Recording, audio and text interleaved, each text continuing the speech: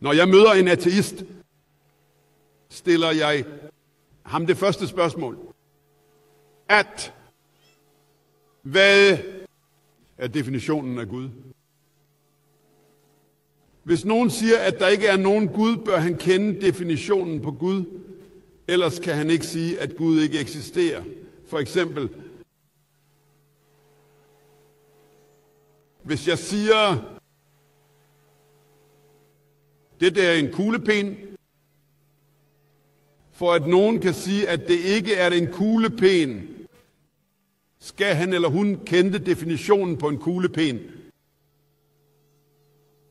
Personen ved måske ikke, hvad jeg har i hånden, men for at nogen kan sige, at det ikke er en kuglepen, skal han eller hun kende definitionen på en kuglepen. Ellers kan man ikke sige, at det ikke er en kuglepen.